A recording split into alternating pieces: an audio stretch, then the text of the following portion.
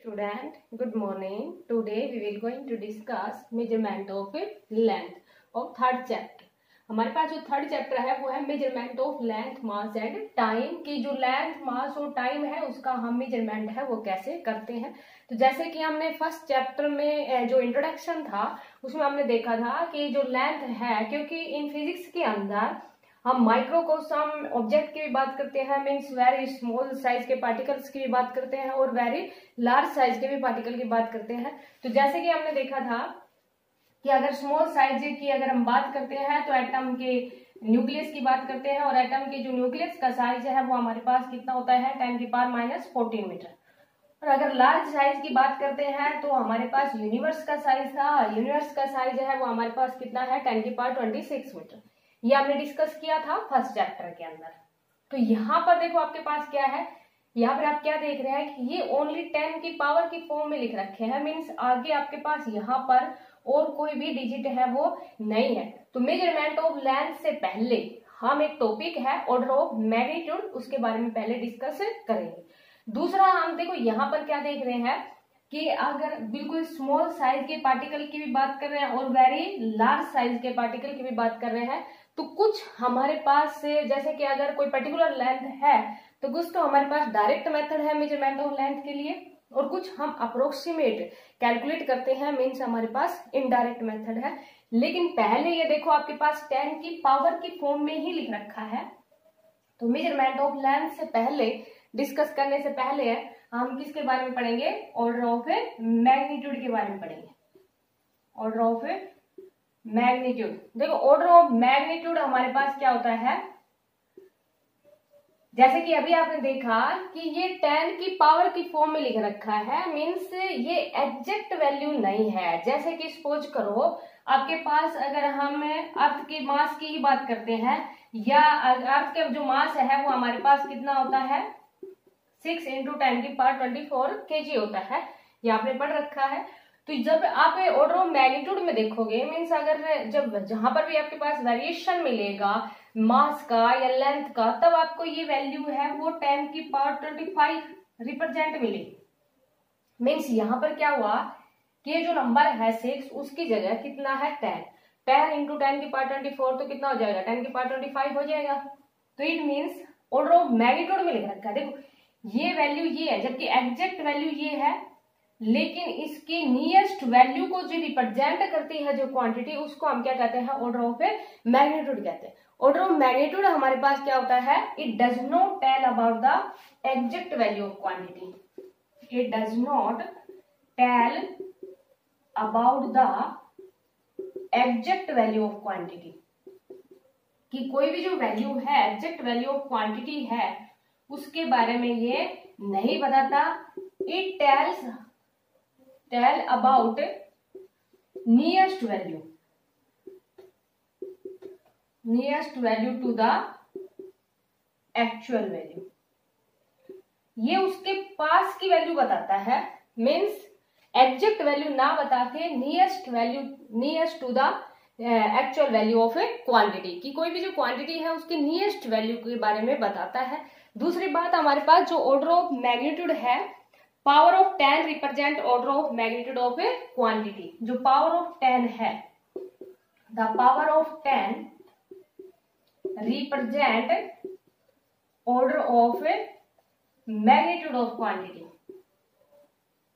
Magnitude of a quantity जो power of 10 की form में लिखेंगे वो रिप्रेजेंट करेगा हमारे पास order of magnitude of a quantity को रिप्रेजेंट करेगा। अगर if a number is less than 5, देखो इसमें हमारे पास क्या होगा, इफ ए नंबर या हमारे पास कोई भी डिजिट है इज लेस देन 5, अगर वो 5 से कम है तो इट इज ट्रीटेड एज 1। तो इसमें हम क्या ट्रीट करेंगे, उसको 1 लिखेंगे। जैसे कि सपोज करो हमारे पास ये हमने पढ़ा था, एस्ट्रोनॉमिकल यूनिट पढ़ी थी हमने, कि सेंटर ऑफ अर्थ से सेंटर ऑफ सन के बीच की डिस्टेंस है वो 1 एस्ट्रोनॉमिकल यूनिट होती है। तो ऑर्डर ऑफ मैग्नीट्यूड में इसको लिखेंगे तो ये 1.5 है, ये हमारे पास 5 से कम है, तो इट इज ट्रीटेड एज 1। इसकी जगह हम 1 लिखेंगे। तो ऑर्डर ऑफ मैग्नीट्यूड में हम क्या लिख देंगे, इसको 10 की पावर 11 लेते हैं। तो ये जो पावर है ये रिप्रेजेंट करती है हमारे पास order of magnitude of a quantity. अगर नंबर लेस देन 5 है तो ट्रीटेड एज 1। अगर नंबर हमारे पास 5 और 10 के बीच में है, if number lies between 5 and 10 then it is treated as 10। तब उसको हम कितना ट्रीट करेंगे, 10 ट्रीट करेंगे। जैसे कि अभी हमारे पास सपोज करो जो वैल्यू है, जैसे अभी था मास ऑफ अर्थ था या रेडियस ऑफ अर्थ की बात कर लेते हैं। जो रेडियस ऑफ अर्थ होती है वो हमारे पास कितनी है, 6.4 इंटू 10 की पावर 6 मीटर है। अब ये 6.4 है, ये 5 से बड़ा है और 5 और 10 के बीच में लाई कर रहा है, तो 5 से बड़ा है, it means it is treated as 10। तो जहां पर आप ये range of variation of length की बात करेंगे तो आपको ये वैल्यू ना लिख के आपको क्या लिखा मिलेगा, 10 की power 7 metre. Means order of magnitude है ये tell about the nearest value to the actual value of a quantity. इसके पास की वैल्यू बताता है, एक्चुअल वैल्यू नहीं बताता। और जो पावर ऑफ 10 की फॉर्म में जो रिप्रेजेंट करते हैं उसको हम क्या कहते हैं, ऑर्डर ऑफ ए मैग्नीट्यूड कहते हैं। यहाँ पर अगर ऑर्डर ऑफ मैग्नीट्यूड की बात करें तो 10 की पावर कितना है, 7। तो 7 किसको रिप्रेजेंट कर रहा है, order of magnitude of a quantity. तो लास्ट में हमारे पास जो order of magnitude of a quantity है उसको हम क्या कह देंगे, as the power of 10 which gives the value nearest to the actual value of a quantity.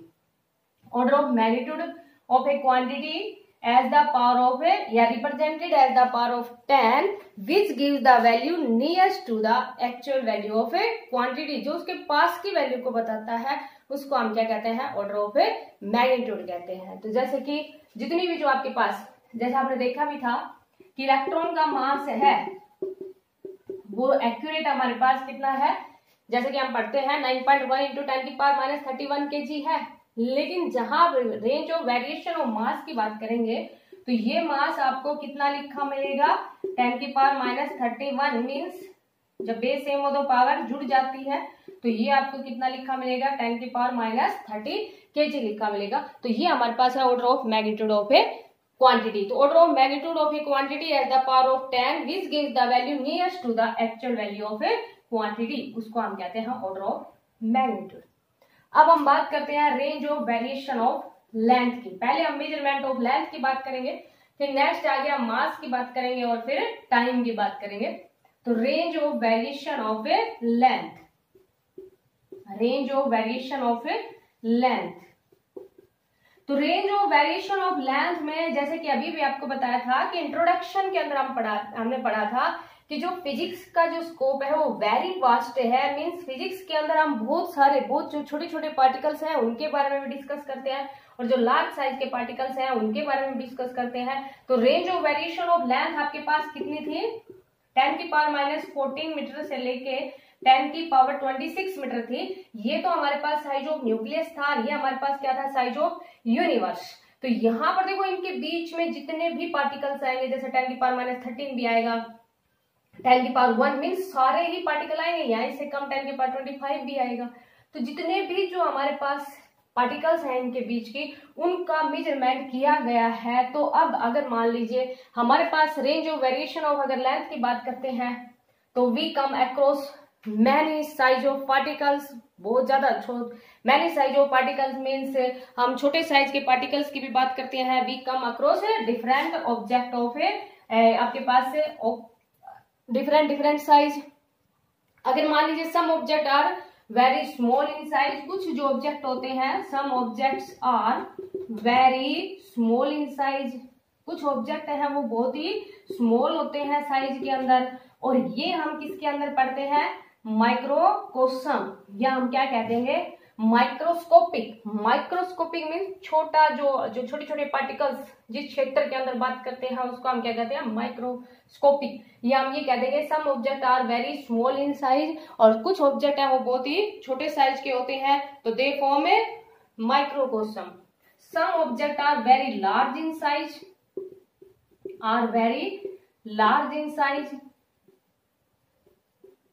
जैसे कि इसमें तो हमारे पास क्या आ जाएंगे, स्मॉल इन साइज के अंदर कोई एटम आ जाएगा, कोई मॉलिक्यूल आ जाएगा। जैसे एटम का साइज कितना है, 10 की पावर -10 मीटर, जिसको हमने क्या कहा था 1 एंगस्ट्रॉम। तो जब इस आपके पास जैसे कि मान लीजिए इलेक्ट्रॉन है, प्रोटॉन या इनके साइज की अगर बात करते हैं, किसी मॉलिक्यूल के साइज की बात करते हैं, तो वो हमारे पास किसके अंदर आते हैं, माइक्रोकोस्म के अंदर। कुछ object very large in size होते हैं और वो हमारे पास किसके अंदर आते हैं, macrocosm. Macrocosm, macro means large size के पार्टिकल्स की जब हम बात करते हैं तो they form macrocosm. For example large size के लिए हम किसकी बात करते हैं, कोई भी प्लैनेट की बात कर लिया, कोई स्टार की बात कर लिया, कोई एस्ट्रोनॉमिकल ऑब्जेक्ट की बात कर ली, तो उनका भी हम साइज है वो मेजर करते हैं। जैसे मून का साइज है वो हम मेजर करेंगे, अभी आपको बताएंगे मेजरमेंट ऑफ लेंथ में।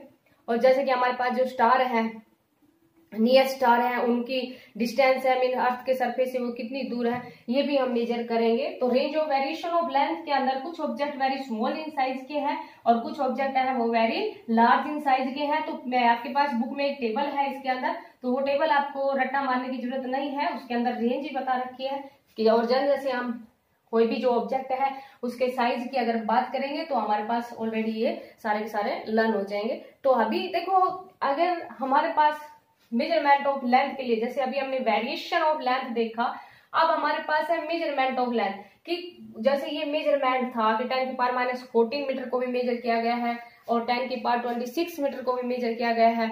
और जैसे कि आपने एस्ट्रोनॉमिकल यूनिट भी देखी है कि सेंटर ऑफ अर्थ से सेंटर ऑफ सन के बीच की इतनी डिस्टेंस है, इट मीन्स ये भी तो आपके पास मेजर की गई है। तो मेजरमेंट ऑफ लेंथ के लिए अगर 2 पॉइंट, लेंथ हमारे पास क्या होती है, distance between the 2 point is known as length. अब अगर मान लीजिए हमें उन पॉइंटों के बीच की डिस्टेंस का पता है, तब तो हम किसका यूज करेंगे, डायरेक्ट मेथड का। मेजरमेंट ऑफ लेंथ के लिए हमारे पास 2 टाइप के मेथड की बात करते हैं, एक है डायरेक्ट मेथड, दूसरा है इनडायरेक्ट मेथड। इनडायरेक्ट मेथड हम कब यूज करते हैं, जैसे कि मान लीजिए कोई भी हमारे पास हमने आवाज लगाई और वो आवाज कोई चोटी थी, कोई पहाड़ी थी, वहां से वो रिफ्लेक्ट होके आई है और हमें नहीं पता वो कहाँ पर है, तब हम फिर उसकी लेंथ को मेजर करने के लिए कि वो आवाज तो आई है, जैसे इको जो गूंज होती है इको, वो आवाज तो आई है, इट मीन्स वो किसी से रिफ्लेक्ट होके तो आई है, लेकिन वो जिससे रिफ्लेक्ट होके आई है वो क्वांटिटी कहाँ पर है पता नहीं है, हमें नहीं पता, तो हम इनडायरेक्ट मेथड का यूज करते हैं। और जब हमें पता है, जैसे सपोज करो ये लेंथ ही मेजर करनी है, इट मीन्स ये पॉइंट भी पता है, ये पॉइंट भी पता है हमें, तो डायरेक्ट हम किसका यूज कर लेंगे, यहाँ पर स्केल का। डायरेक्ट, देखो वर्ड क्या यूज किया मैंने, डायरेक्ट। इट मीन्स हमारे पास पहले हम किसकी बात करते हैं, डायरेक्ट मेथड की। डायरेक्ट मेथड के द्वारा हम कहाँ तक मेजर कर सकते हैं, उसके बाद में हम बात करेंगे इनडायरेक्ट मेथड क्यों यूज करते हैं और कहाँ पर यूज करेंगे। तो मेजरमेंट ऑफ लेंथ के लिए फर्स्ट हमारे पास क्या है, डायरेक्ट मेथड। डायरेक्ट मेथड है, डायरेक्ट नाम से पता चल रहा है कि डायरेक्ट इंस्ट्रूमेंट का यूज किया और लेंथ को मेजर कर दिया, उसको हम क्या कहेंगे, डायरेक्ट मेथड। तो डायरेक्ट मेथड के अंदर हम यूज करते हैं, सबसे पहले तो किसका यूज करते हैं, मीटर स्केल का यूज करते हैं। मीटर स्केल के बारे में आपको सभी को पता है, जो मीटर स्केल होता है उसकी जो लिस्ट काउंट होती है, least count, the smallest value that can be measured by an instrument is known as least count. और जैसे कि आपको पता है कि जो इसकी लिस्ट काउंट होती है, जो स्केल होता है वो 0 से सपोज करो 15 सेंटीमीटर का ही ले रखा आपने, और 0 और 1 के बीच में आपके पास कितनी लाइनें होती हैं, 10 लाइनें। तो जो 1 सेंटीमीटर तक, 0 से 1 सेंटीमीटर के बीच में 10 लाइनें होगी, इट मीन्स ये मिनिमम यहां तक मेजर कर सकता है। और ये हमारे पास किसके इक्वल है, 1/10। 1/10 मीन्स 0.1 सेंटीमीटर, और 0.1 सेंटीमीटर को हम क्या लिख देंगे, 1 मिलीमीटर भी लिख देंगे, और इसी को हम क्या लिख देंगे, 10 की पावर -3 मीटर। अब इससे अगर कम साइज है आपके पास, मीन्स इससे कम लेंथ है, तो आप इसका मेजर नहीं कर पाओगे, मीटर स्केल का यूज करके आप उसको मेजर नहीं कर पाओगे। तो स्मॉलेस्ट से स्मॉलेस्ट वैल्यू जो मीटर स्केल मेजर कर सकता है वो हमारे पास कितनी है, 10 की पावर -3 मीटर। अब देखो 10 की पावर -3 मीटर से ज्यादा होंगी, जैसे 10 की पावर -2 होगी, 10 की पावर -1, ये आपके पास 1 होगी, तो ये मेजर कर ही पाएगा। और ये जो मैक्सिमम डिस्टेंस है मीटर स्केल के द्वारा, वो हम कहाँ तक मेजर कर सकते हैं, 10 की पावर 2 मीटर तक, मीन्स 100 मीटर तक मीटर स्केल के द्वारा हम लेंथ है वो मेजर कर सकते हैं। तो ये डायरेक्ट यूज किया। तो ये metre scale can measure distance up to 10⁻³ metre to 10⁻² metre, वहां तक हम मीटर स्केल का यूज कर सकते हैं लेंथ को मेजर करने के लिए, डायरेक्ट मेथड। सेकंड हमारे पास क्या है कि अगर इससे भी कम है, जैसे थिकनेस ऑफ पेपर को भी तो मेजर किया गया है, तो इससे भी कम है तो फिर हम यूज करते हैं किसका, वर्नियर कैलिपर्स का। वर्नियर कैलिपर एक इंस्ट्रूमेंट होता है हमारे पास, क्लास के अंदर इसकी एक्टिविटी, इसके ऊपर एक्सपेरिमेंट है, वो आपको करके दिखाएंगे। वर्नियर कैलिपर जैसे मीटर स्केल होता है, ऐसे ही एक आपके पास इतने से साइज का एक इंस्ट्रूमेंट होता है जिसको हम वर्नियर कैलिपर्स कहते हैं। वर्नियर कैलिपर के द्वारा जो इससे थोड़ा सा कम, क्योंकि इसकी लिस्ट काउंट है वो 0.01 सेंटीमीटर होती है। 0.01 सेंटीमीटर मीन्स अगर इसको हम मिलीमीटर में कन्वर्ट करेंगे या मीटर में कन्वर्ट करेंगे तो डायरेक्ट मीटर में ही कन्वर्ट कर दिया, तो ये हमारे पास कितना आ जाएगा, 10⁻⁴ metre. Means vernier callipers can measure distance up to 10⁻⁴ metre.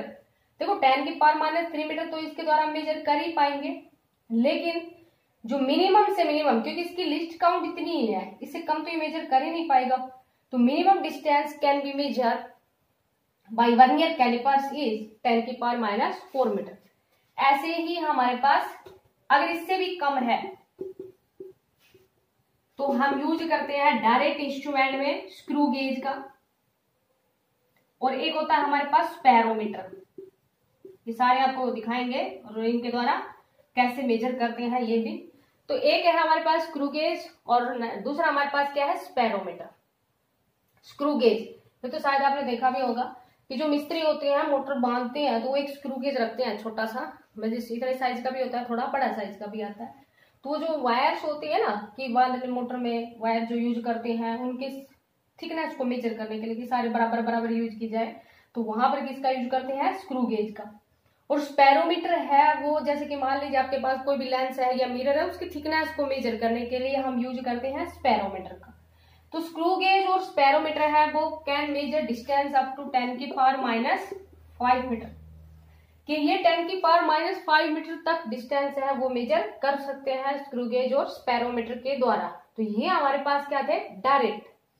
अभी हमने देखा कि एटम का जो साइज था वो 10⁻⁹ मीटर है, या कोई मोलिक्यूल से है वो एटम से थोड़ा सा बड़ा लगा लिया तो इट मीन्स 10⁻⁹ मीटर है। तो डायरेक्ट तो हम इतना ही यूज कर पाते हैं। तो उसके लिए जैसे साइज ऑफ मोलिक्यूल्स निकालना हमें या एटम का साइज निकालना है, तो फिर उसके लिए हम किसका यूज करेंगे, फिर इनडायरेक्ट मेथड का यूज करें। तो समझ आ गया होगा, direct method means direct instrument का यूज किया और लेंथ को मेजर किया। ऐसे ही हमने देखा कि ये 100 मीटर तक मेजर कर पा रहा है, जबकि हमारे पास साइज तो जैसे अभी आपको बताया था एस्ट्रोनॉमिकल यूनिट बताई थी, तो साइज तो या कोई भी आपके पास प्लेनेट है या कोई भी स्टार है उसकी डिस्टेंस कितनी है तो वो तो इससे ज्यादा ही है, तो वो भी तो मेजर की गई है, मेजर करने के बाद में बताई गई है। तो वो हम किससे यूज करते हैं, सॉरी किसके द्वारा मेजर करते हैं, इनडायरेक्ट मेथड। तो हमारे पास बहुत ज्यादा इनडायरेक्ट मेथड है मेजर करने के लिए। जैसे हम बात करेंगे, इको मेथड है हमारे पास, ट्रायंगुलेशन मेथड जो 10th क्लास के अंदर आप यूज किया करते थे, कि कोई भी आपके पास एक मल्टी स्टोर्ड बिल्डिंग है उसकी हाइट कितनी है, जब आप एंगल नोट करते थे कितना एंगल बनता हुआ नजर आ रहा है। तो ये सब हम डिस्कस करेंगे, इसमें रेडार मेथड है, लेजर मेथड हमारे पास। और आज हम जो डिस्कस कर रहे हैं इनडायरेक्ट मेथड, वो हम डिस्कस कर रहे हैं अभी पैरेलैक्स मेथड, काफी इंपोर्टेंट है पैरेलैक्स मेथड। तो इनडायरेक्ट मेथड समझ आ गया होगा कहां पर यूज करेंगे, जहां पर हम डायरेक्ट इंस्ट्रूमेंट का यूज करके नहीं मेजर कर सकते लेंथ को, तब हम यूज करेंगे किसका, इनडायरेक्ट मेथड का। और इनडायरेक्ट मेथड के अंदर काफी है इनडायरेक्ट मेथड। आज जो अभी हम डिस्कस कर रहे हैं वो कौन सा कर रहे हैं, पैरेलैक्स मेथड। देखो ये जो पैरेलैक्स मेथड है, ये जो नियर बाई स्टार है, नियर बाई स्टार मीन्स जिनकी जो डिस्टेंस है अर्थ के सरफेस से 100 लाइट ईयर से कम, 1 लाइट ईयर भी काफी ज्यादा होता है, जैसे कि आपने पढ़ रखा है 9.45 इंटू 10⁻15 मीटर होता है। इसको ये आपके पास कितना हो जाएगा, 10 इंटू 10⁻15 मीन्स ऑर्डर में लिखेंगे तो 10⁻16 और 2 10⁻18 तो काफी ज्यादा डिस्टेंस होती है। तो इससे थोड़ी सी कम डिस्टेंस के लिए मीन्स जो नियर बाई स्टार होते हैं उनकी डिस्टेंस को मेजर करने के लिए हम किसका यूज करते हैं, पैरेलैक्स मेथड का यूज करते हैं। तो पहले parallax method means near by star की डिस्टेंस को मेजर करने से पहले हम इसका मीनिंग समझाते हैं कि पैरेलैक्स क्या होता है। तो पैरेलैक्स आपके पास क्या होता है बेटा कि पहले देखो इसको समझने के लिए पैरेलैक्स मेथड से पहले पैरेलैक्स हमारे पास क्या है कि जैसे कि एक पेन को हमने होल्ड किया, तो ये जो टिप ऑफ पेन है पहले इसको हमने जैसे कि लेफ्ट आई से देखा, उसके बाद में हमने क्या देखा, इसको राइट आई से देखा। तो क्या देख रहे हैं हम कि जैसे आप इसको करके देखोगे तो इसकी पोजीशन है वो चेंज होती हुई नजर आएगी विद रिस्पेक्ट टू बैकग्राउंड। उसी को हम क्या कहते हैं, पैरेलैक्स कहते हैं। मीन्स हमारे पास जो पैरेलैक्स होता है, parallax is name given to change in position of object with respect to background when object is seen from two different position is known as parallax। means क्या लिख देंगे, parallax is name given to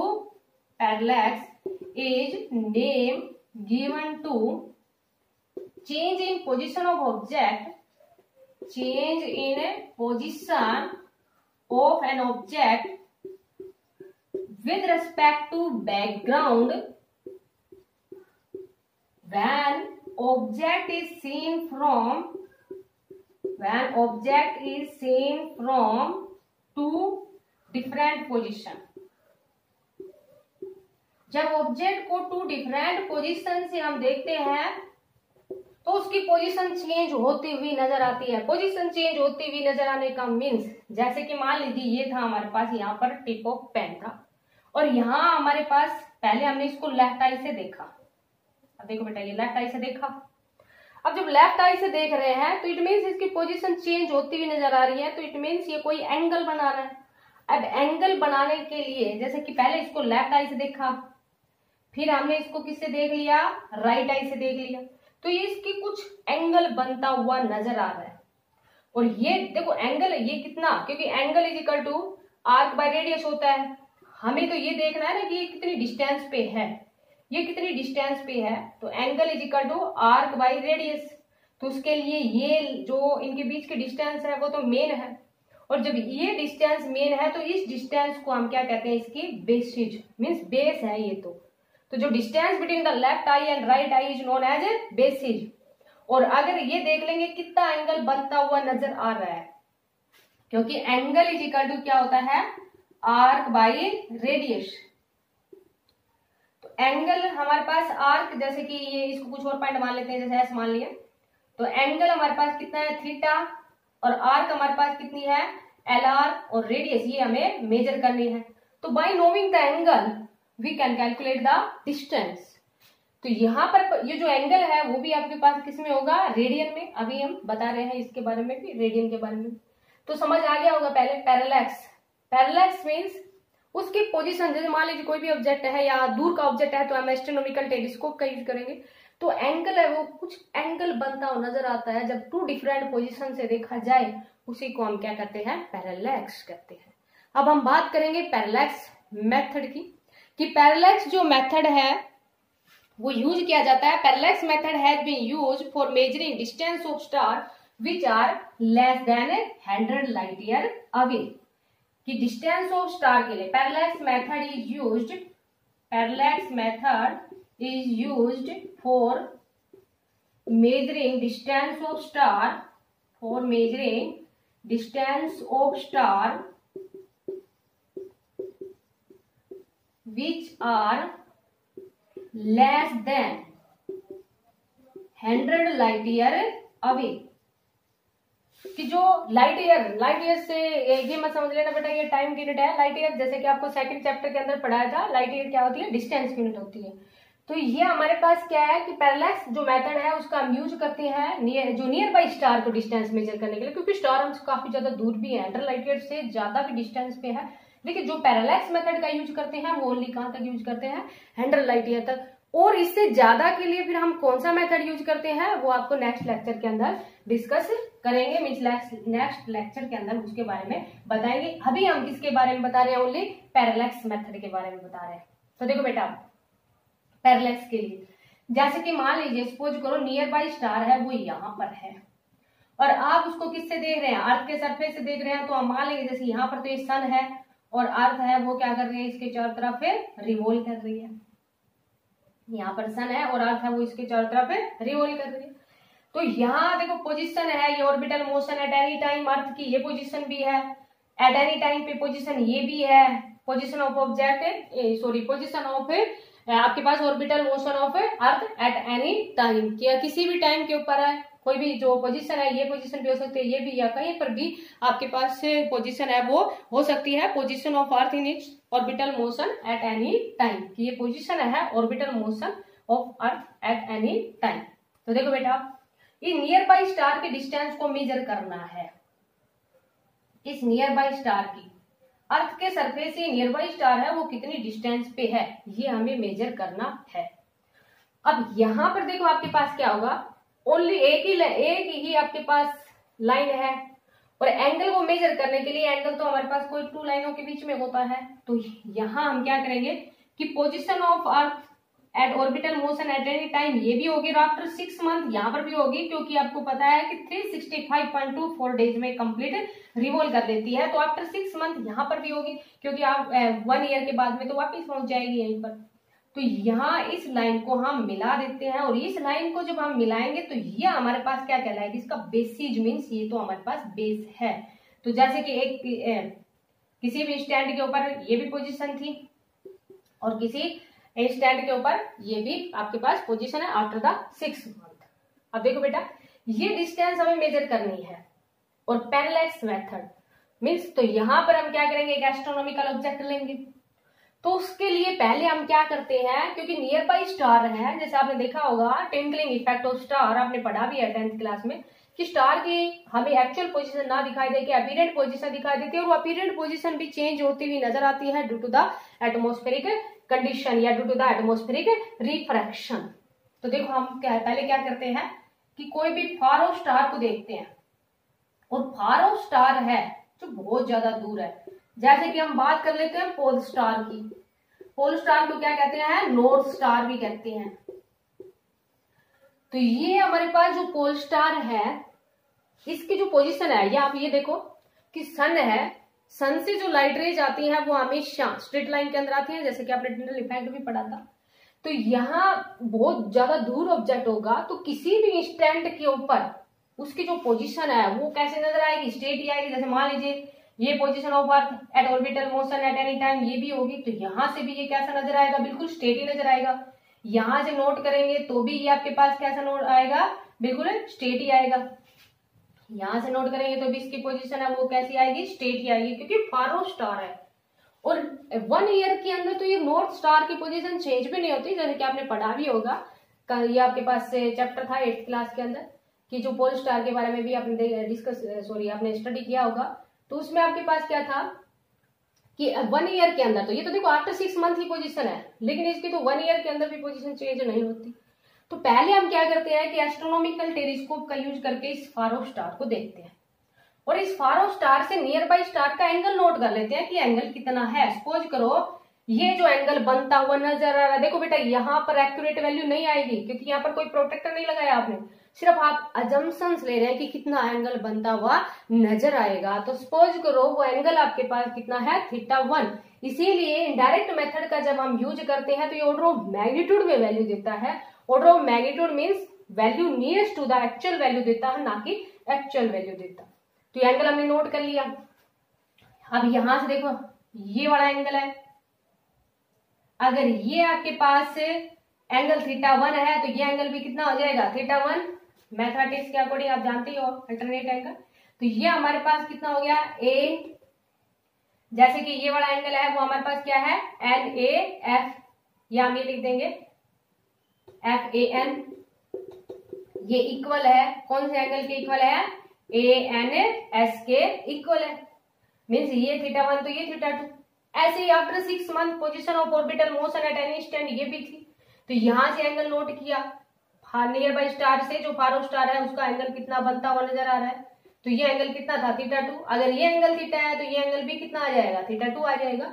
means यहां से हम क्या लिख देंगे कि FBN है वो इक्वल है किसके इक्वल है, बी एन एस। जैसा कि आप जानते भी हैं बेटा, ये जो एंगल होता है उसको हम बीच में रिप्रेजेंट करते हैं, और इन दोनों की वैल्यू हमारे पास किसके इक्वल है, θ1, और इन दोनों की वैल्यू है वो हमारे पास कितनी है, θ2। तो देखो हमने एंगल नोट कर लिया, एंगल हमारे पास टोटल एंगल है वो कितना आ गया, θ1 प्लस θ2, और एंगल हमें पता है तो एंगल इज इक्वल टू क्या होता है, आर्क बाई रेडियस। हमें ये निकालना है, ए एन निकालना है या हमें बी एन निकालना है। तो इट मीन्स आर्क हमारे पास कितनी है, ए बी। ये भी हमें पता है कि सेंटर ऑफ अर्थ से सेंटर ऑफ सन के बीच की डिस्टेंस है वो 1 एस्ट्रोनॉमिकल यूनिट होती है। तो ये डिस्टेंस भी कितनी होगी, 1 एस्ट्रोनॉमिकल यूनिट। इट मीन्स यहां से देखो पहले आपके पास एंगल कितना है, θ1 plus θ2 is equal to arc हमारे पास कितनी है, ए बी, और रेडियस हमें कैलकुलेट करनी है। मीन्स हमें क्या कैलकुलेट करना है, ए एन हमें कैलकुलेट करना है। तो ये देखो, by knowing the angle we can calculate the distance of nearby star from earth surface. तो देखो आपके पास क्या हुआ, हमें निकालना ए एन है, तो ए एन इक्वल टू कितना आ जाएगा, ए बी अपॉन θ1 प्लस θ2। अब देखो बेटा ये ए बी आपके पास कितना है, 2 एस्ट्रोनॉमिकल यूनिट हो गया ना, ये A S plus S B 2 astronomical unit. और ये हमें पता है कि जो एस्ट्रोनॉमिकल यूनिट होती है उसकी वैल्यू कितनी होती है, 1.5 इंटू 10 की power 11 metre. Astronomical unit the distance of centre of earth to the centre of a sun. तो ये वैल्यू आपके पास कितनी आ जाएगी, 3 इंटू 10 की पावर 11 मीटर आ गई। अब ए बी आपके पास आ गया, एंगल आपने नोट कर ही लिया कितना एंगल बनता हुआ नजर आ रहा है, तो we can calculate the A N. तो ये वैल्यू हम यहाँ पर पुट करेंगे, एंगल जो हमारे पास आएगा वो एंगल पुट करेंगे। एक चीज यहाँ पर ध्यान रखनी है आपको कि जो एंगल है equal to arc by radius है, तो यहाँ पर जो एंगल है वो हम किस में लेते हैं, रेडियन में लेते हैं। तो बेटा अगर आपके पास डिग्री में भी है तो डिग्री और रेडियन में रिलेशन है। वैसे तो आप मैथमेटिक्स के अंदर 3rd चैप्टर के अंदर पढ़ोगे, लेकिन जो यहाँ पर यूज हो रहा है, जो न्यूमेरिकल्स में हम यूज करेंगे, तो वो हम क्या करेंगे कि जो 180 डिग्री होता है वो किसके इक्वल होता है, पाई रेडियन के इक्वल होता है। सपोज करो ये एंगल आपके पास 30 डिग्री बन रहा है, तो हम पहले 1 डिग्री का निकाल लेते हैं। 1 डिग्री हमारे पास किसके इक्वल है, पाई बाई 180 रेडियन के इक्वल है। अगर आपके पास 30 डिग्री एंगल है, उसको रेडियन में कन्वर्ट करना है, तो बिल्कुल सिंपल क्या करोगे, इसको 30 से मल्टीप्लाई कर दोगे, तो ये हमारे पास किस में आ जाएगा, रेडियन में। तो जैसे कि हम आगे न्यूमेरिकल्स है वो नेक्स्ट लेक्चर के अंदर डिस्कस करेंगे। पहले मेथड के बारे में डिस्कस करेंगे, फिर न्यूमेरिकल्स करेंगे। तो वहां पर ये चीज का आपको ध्यान रखना है कि एंगल है वो डिग्री में भी अगर है तो हम किसमें मेजर करेंगे, उसको रेडियन में। तो ये था हमारे पास पैरेलैक्स मेथड। तो पैरेलैक्स मेथड हमारे पास क्या है कि जो स्टार 100 लाइट ईयर से कम है उनकी डिस्टेंस को मेजर करने के लिए हम किसका यूज करते हैं, पैरेलैक्स मेथड का। या हमारे पास जैसे मून है, मून के साइज के लिए हम, जैसे आपके पास एक दूसरा मेथड है एस्ट्रोनॉमिकल, जो ऑब्जेक्ट है उनके साइज को मेजर करने के लिए, साइज के मेजर करने के लिए, लेकिन उनकी डिस्टेंस को कि सरफेस ऑफ अर्थ से मून कितनी दूर पे है उसके लिए भी हम किसका यूज करते हैं, पैरेलैक्स मेथड का। कोई भी प्लेनेट है उसकी डिस्टेंस कितनी है, अर्थ के सरफेस से नेक्स्ट प्लेनेट की डिस्टेंस कितनी है, उसके लिए भी हम किसका यूज करते हैं, पैरेलैक्स मेथड का। तो ये था हमारे पास पैरेलैक्स मेथड। बाकी के जो मेथड बचे हैं वो बहुत ही छोटे छोटे हैं, तो ये थोड़ा सा मीन्स थोड़ा सा आपके पास लार्ज था स्टडी करने के लिए। तो ये हमारे पास parallax method. Thank you, have a nice day.